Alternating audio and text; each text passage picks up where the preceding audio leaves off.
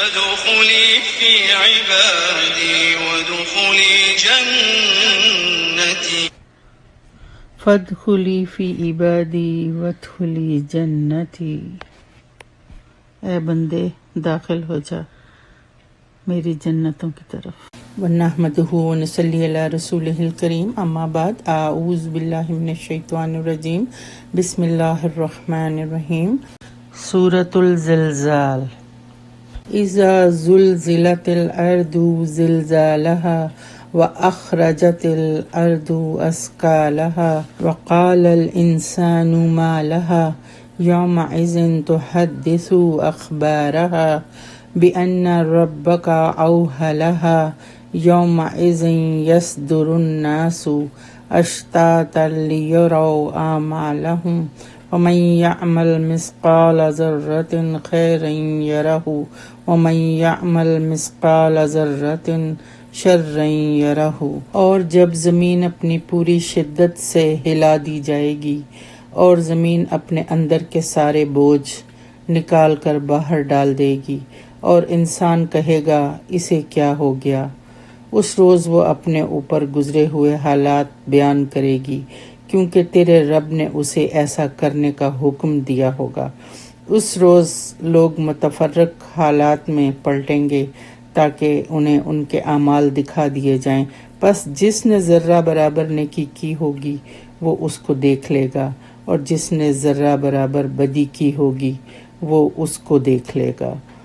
زلزلت الارض زلزالہا، زلزلہ کے معنی پے در پہ زور زور سے حرکت کرنے کے ہیں۔ مطلب یہ ہے کہ زمین کو جھٹکے پر جھٹکے دے کر شدت کے ساتھ ہلا ڈالا جائے گا۔ اس کا مطلب ہے کہ سخت بھونچال سے ساری زمین لرز اٹھے گی اور ہر چیز ٹوٹ پھوٹ جائے گی۔ یہ اس وقت ہوگا جب پہلا نفخہ پھونکا جائے گا۔ بعض مفسرین نے اس زلزلے سے مراد وہ پہلا زلزلہ لیا ہے جس سے قیامت کے پہلے مرحلے کا آغاز ہوگا، یعنی جب ساری مخلوق ہلاک ہو جائے گی اور دنیا کا یہ نظام درہم برہم ہو جائے گا۔ لیکن مفسرین کی ایک بڑی جماعت کے نزدیک اس سے مراد وہ زلزلہ ہے جس سے قیامت کا دوسرا مرحلہ شروع ہوگا، یعنی جب اگلے پچھلے انسان دوبارہ زندہ ہو کر اٹھیں گے۔ یہی دوسری تفسیر زیادہ صحیح ہے کیونکہ بات کا سارا مضمون اسی پر دلالت کرتا ہے۔ یہ وہی مضمون ہے سورۃ الانشقاق آیت 4 میں اس طرح بیان کیا گیا ہے کہ وَأَلْقَتْ مَا فِيهَا وَتَخَلَّتْ، اور جو کچھ اس کے اندر ہے اسے باہر پھینک کر خالی ہو جائے گی، یعنی زمین میں جتنے انسان دفن ہیں وہ زمین کا بوجھ ہیں جنہیں زمین قیامت والے دن باہر نکال کر پھینکے گی، یعنی اللہ کے حکم سے سب زندہ ہو کر باہر نکل آئیں گے۔ اس طرح زمین کے خزانے بھی باہر نکل آئیں گے۔ انسان دہشت زدہ ہو کر کہے گا کہ اسے کیا ہو گیا ہے، یہ کیوں اس طرح ہل رہی ہے اور اپنے خزانے اگل رہی ہے۔ انسان جب نیند سے بیدار ہوتا ہے یا کسی اتفاقی حادثے سے بے ہوش ہو جانے کے بعد جب ہوش میں آتا ہے اور اجنبی صورتحال دیکھتا ہے تو اس کا پہلا سوال یہی ہوتا ہے کہ میں کہاں ہوں اور یہاں کیا ہو رہا ہے۔ پھر جب ذرا ہوش ٹھکانے آ جائیں گے تو اسے معلوم ہوگا کہ یہ میدان حشر کی تیاریاں ہو رہی ہیں، اور ایسا انسان جو آخرت کا ہی منکر تھا وہ تو دیوانگی اور حیرانی کے عالم میں پوچھے گا کہ اس زمین کو کیا ہو گیا ہے۔ پھر تھوڑی ہی دیر کے بعد اس کی یہ حیرانی حسرت و یاس میں تبدیل ہونے لگے گی اور اسے یقین ہو جائے گا کہ جن باتوں کا وہ ساری زندگی منکر رہا ہے آج وہ واقع ہونے والی ہے۔ قیامت کے دن زمین کی گواہی۔ سیدنا ابو ہریرہ رضی اللہ تعالی عنہ کہتے ہیں کہ رسول اللہ صلی اللہ علیہ وسلم نے یہ آیت پڑھ کر صحابہ سے پوچھا، جانتے ہو کہ اس کی خبریں کیا ہیں؟ صحابہ نے عرض کیا، اللہ اور اس کا رسول ہی خوب جانتے ہیں۔ آپ صلی اللہ علیہ وسلم نے فرمایا، اس کی خبریں یہ ہیں کہ وہ ہر بندے اور بندی پر گواہی دے گی کہ اس نے میری پشت پر کیا کچھ کام کیے۔ وہ کہے گی کہ اس نے فلاں دن فلاں کام کیا تھا۔ یہی اس کی خبریں ہیں، یہی وہ حالات ہیں جو زمین بیان کرے گی۔ مسند احمد، ترمذی، نسائی، ابن جریر۔ حضرت ربیعۃ الخرشی کی روایت ہے کہ حضور صلی اللہ علیہ وسلم نے فرمایا، ذرا زمین سے بچ کر رہنا، کیونکہ یہ تمہاری جڑ بنیاد ہے اور اس پر عمل کرنے والا کوئی شخص ایسا نہیں ہے جس کے عمل کی یہ خبر نہ دے، خواہ اچھا ہو یا برا۔ معجمۃ طبرانی۔ حضرت انس رضی اللہ تعالیٰ عنہ بیان کرتے ہیں کہ رسول اللہ صلی اللہ علیہ وسلم نے فرمایا، قیامت کے روز زمین ہر اس عمل کو لے آئے گی جو اس کی پیٹھ پر کیا گیا ہو۔ پھر آپ صلی اللہ علیہ وسلم نے یہی آیت تلاوت فرمائی۔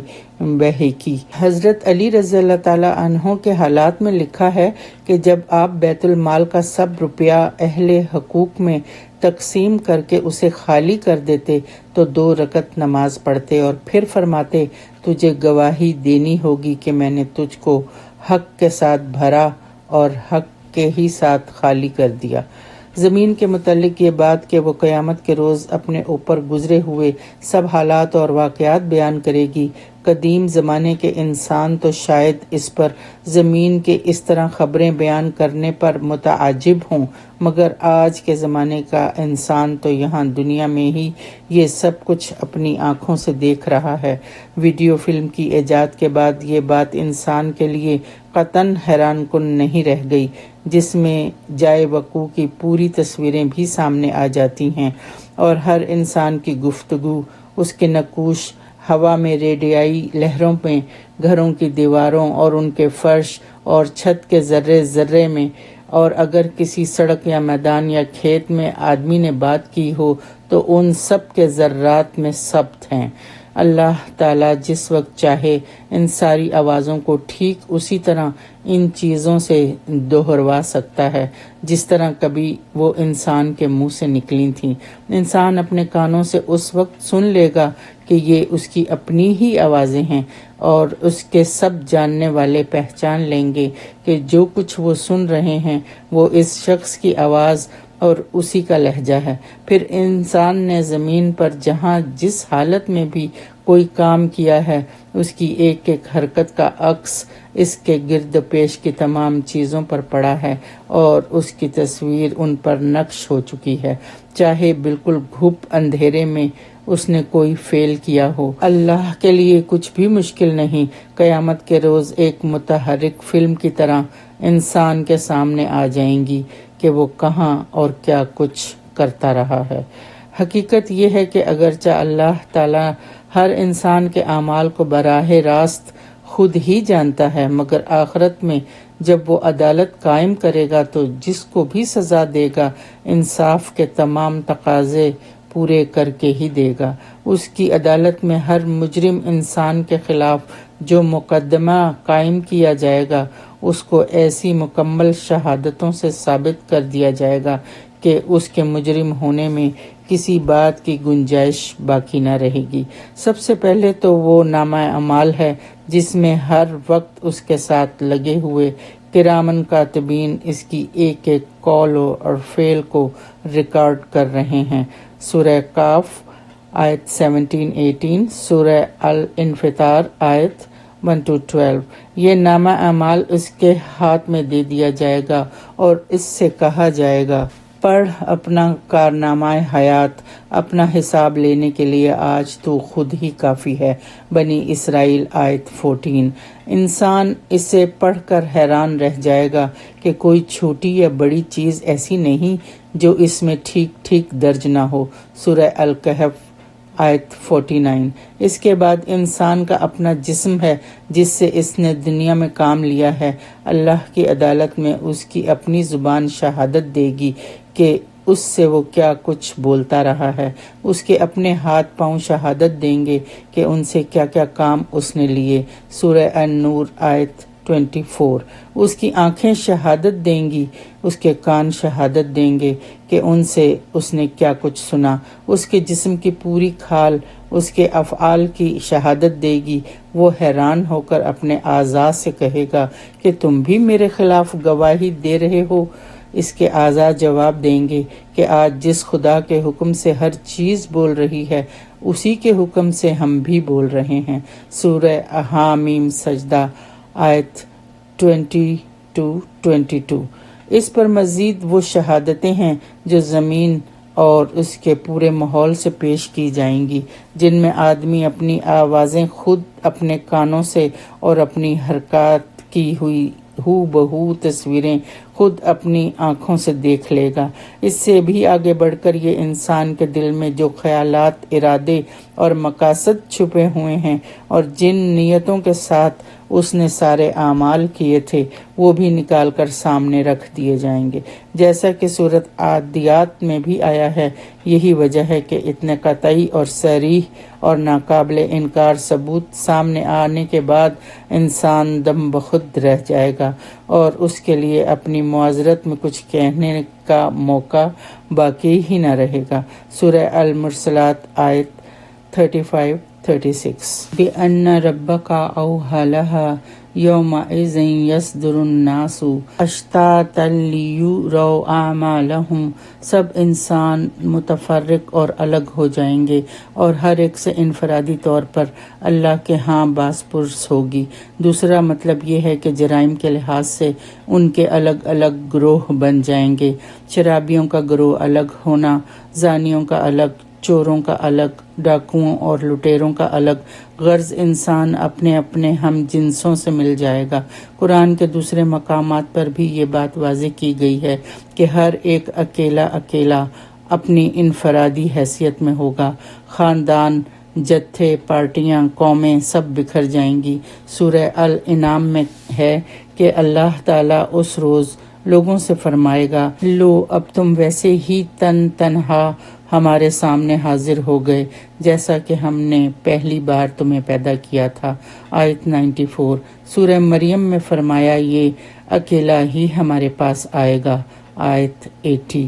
اور یہ کہ ان میں سے ہر ایک قیامت کے روز اللہ کے حضور اکیلا حاضر ہوگا۔ آیت 95۔ دوسرے معنی یہ بھی ہو سکتے ہیں کہ وہ تمام لوگ جو ہزارہ برس کے دوران میں جگہ جگہ مرے تھے، زمین کے گوشے گوشے سے گروہ در گروہ چلے آ رہے ہوں گے، جیسا کہ سورہ نبا میں فرمایا گیا، جس روز سور میں پھونک مار دی جائے گی تم فوج در فوج آ جاؤ گے۔ آیت 18۔ فَمَن يَعْمَلْ مِثْقَالَ ذَرَّةٍ خَيْرًا يَرَهُ۔ اور پھر جس نے ذرہ برابر نیکی کی ہوگی وہ اس کو دیکھ لے گا، یعنی اللہ تعالیٰ ان سے خوش ہوگا۔ وَمَن يَعْمَلْ مِثْقَالَ ذَرَّةٍ شَرًّا يَرَهُ۔ اور پھر ذرہ بھر بدی یعنی برائی کا کام کیا ہوگا تو وہ بھی اسے دیکھ لے گا، وہ اس پر سخت پشیمان اور مضطرب ہوگا۔ یہ آیات انسان کو ایک بہت اہم حقیقت پر متنبہ کرتی ہیں، خبردار کرتی ہے، اور وہ یہ ہے کہ ہر چھوٹی سے چھوٹی نیکی بھی اپنا ایک وزن اور اپنی ایک قدر رکھتی ہے، اور یہی حال بدی کا بھی ہے کہ چھوٹی سے چھوٹی بدی بھی حساب میں آنے والی چیز ہے، یوں ہی نظر انداز کر دینے والی چیز نہیں ہے۔ اس لیے کسی چھوٹی نیکی کو چھوٹا سمجھ کر اسے چھوڑنا نہیں چاہیے، کیونکہ ایسی بہت سی نیکیاں مل کر اللہ تعالیٰ کے حساب میں ایک بہت بڑی نیکی قرار پا سکتی ہیں، اور کسی چھوٹی سے چھوٹی بدی کا ارتکاب بھی نہیں کرنا چاہیے، کیونکہ اس طرح کے بہت سے چھوٹے گناہ مل کر گناہوں کا ایک انبار بن سکتے ہیں۔ یہی بات ہے کہ جس کو متعدد احادیث میں رسول اللہ صلی اللہ علیہ وسلم نے ارشاد فرمایا ہے۔ بخاری و مسلم۔ حضرت انس رضی اللہ تعالیٰ عنہ کی روایت ہے کہ ایک مرتبہ حضرت ابو بکر صدیق رسول اللہ صلی اللہ علیہ وسلم کے ساتھ کھانا کھا رہے تھے، اتنے میں یہی آیت نازل ہوئی۔ حضرت ابو بکر رضی اللہ تعالیٰ عنہ نے کھانے سے ہاتھ کھینچ لیا اور عرض کیا کہ یا رسول اللہ، کیا میں اس ذرہ برابر برائی کا نتیجہ دیکھوں گا جو مجھ سے سرزد ہوئی؟ حضور صلی اللہ علیہ وسلم نے فرمایا، اے ابو بکر، دنیا میں جو معاملہ بھی تمہیں ایسا پیش آتا ہے جو تمہیں ناگوار ہو، وہ ان ذرہ برابر برائیوں کا بدلہ ہے جو تم سے صادر ہوں، اور جو ذرہ برابر نیکیاں بھی تمہاری ہیں انہیں اللہ آخرت میں تمہارے لیے محفوظ رکھ رہا ہے۔ ابن جریر، ابن ابی حاتم، طبرانی، بہیقی۔ مومن اگر بڑے بڑے گناہوں سے پرہیز کریں گے تو ان کے چھوٹے گناہ معاف کر دیے جائیں گے۔ سورہ نساء آیت 31، سورہ شورى 37، سورہ نجم 32۔ مومن صالح سے ہلکا حساب لیا جائے گا، اس کی برائیوں سے درگزر کیا جائے گا اور اس کے بہترین اعمال کے لحاظ سے اس کو اجر دیا جائے گا۔ سورہ العنکبوت آیت 7، سورہ الزمر 35، سورہ الاحقاف 16، سورہ الانشقاق 8۔ حضرت ابو ایوب انصاری سے بھی رسول اللہ صلی اللہ علیہ وسلم نے اس آیت کے بارے میں ارشاد فرمایا تھا کہ تم میں سے جو شخص نیکی کرے گا اس کی جزا آخرت میں ہے، اور جو کسی قسم کی برائی کرے گا وہ اسی دنیا میں اس کی سزا مصائب اور امراض کی شکل میں بھگت لے گا۔ ابن مردودیہ۔ قتادہ نے حضرت انس کے حوالے سے رسول اللہ صلی اللہ علیہ وسلم کا یہ ارشاد نقل کیا ہے کہ اللہ تعالیٰ مومن پر ظلم نہیں کرتا، دنیا میں اس کی نیکیوں کے بدلے وہ رزق دیتا ہے اور آخرت میں وہ ان کی جزا دے گا۔ رہا کافر تو دنیا میں اس کی بھلائیوں کا بدلہ چکا دیا جاتا ہے، پھر جب قیامت ہوگی تو اس کے حساب میں کوئی نیکی نہ ہوگی۔ ابن جریر۔ مسروق حضرت عائشہ سے روایت کرتے ہیں کہ انہوں نے رسول اللہ صلی اللہ علیہ وسلم سے پوچھا کہ عبداللہ بن جدعان جاہلیت کے زمانے میں صلہ رحمی کرتا تھا، مسکین کو کھانا کھلاتا تھا، مہمان نواز تھا، اسیروں کو رہائی دلواتا تھا، کیا آخرت میں یہ اس کے لیے نافع ہوگا، یعنی فائدہ مند؟ حضور صلی اللہ علیہ وسلم نے فرمایا نہیں، اس نے مرتے وقت تک کبھی یہ نہیں کہا رب اغفر لی خطیئتی یوم الدین، میرے پروردگار روز جزا میں میری خطا معاف کر دینا۔ اسی طرح کے جوابات رسول اللہ صلی اللہ علیہ وسلم نے بعض اور لوگوں کے بارے میں بھی دیے ہیں جو جاہلیت کے زمانے میں نیک کام کرتے تھے مگر کفر و شرک ہی کی حالت میں تھے، لیکن حضور پاک صلی اللہ علیہ وسلم کے بعض ارشادات سے معلوم ہوتا ہے کہ کافر کی نیکی اسے جہنم کے عذاب سے تو نہیں بچا سکتی، البتہ جہنم میں اس کو وہ سخت سزا نہ دی جائے گی جو ظالم اور فاسق اور بدکار کافروں کو دی جائے گی۔ مثلا حدیث میں آیا ہے کہ حاتم طائی کی سخاوت کی وجہ سے اس کو ہلکا عذاب دیا جائے گا۔ روح المعانی۔ حضرت عدی بن حاتم کی روایت سے منقول ہے کہ حضور صلی اللہ علیہ وسلم نے فرمایا دوزخ کی آگ سے بچو، خواہ وہ کھجور کا ایک ٹکڑا دینے یا ایک اچھی بات کہنے ہی کے ذریعے سے ہو۔ حضرت عدی ہی کی صحیح روایت میں حضور پاک صلی اللہ علیہ وسلم کا یہ قول نقل ہوا ہے کہ کسی نیک کام کو بھی حقیر نہ سمجھو، خواہ وہ کسی پانی مانگنے والے کے برتن میں ایک ڈول ڈال دینا ہو، یا یہی نیکی ہو کہ تم اپنے کسی بھائی سے خندہ پیشانی کے ساتھ ملو۔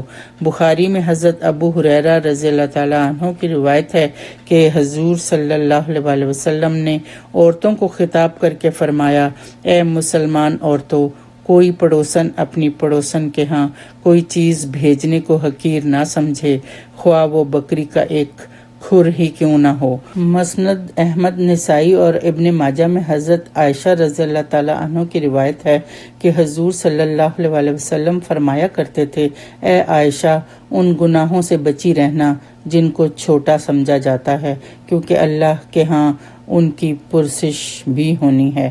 مسند احمد میں حضرت عبداللہ بن مسعود کا بیان ہے کہ حضور صلی اللہ علیہ وسلم نے فرمایا، خبردار چھوٹے چھوٹے گناہوں سے بچ کر رہنا، کیونکہ وہ سب آدمی پر جمع ہو جائیں گے یہاں تک کہ اسے ہلاک کر دیں گے۔ اللہم اغفر لی ذنبی کلہ دقہ و اولہ و آخرہ و علانیتاً و سرہ، اے اللہ میرے چھوٹے اور بڑے تمام گناہوں کو معاف فرما، اور جو میں نے پہلے کیے اور بعد میں، اور وہ جو پوشیدہ ہیں یا ظاہر۔ آمین ثم آمین۔ وآخر دعوانا ان الحمد للہ رب العالمین۔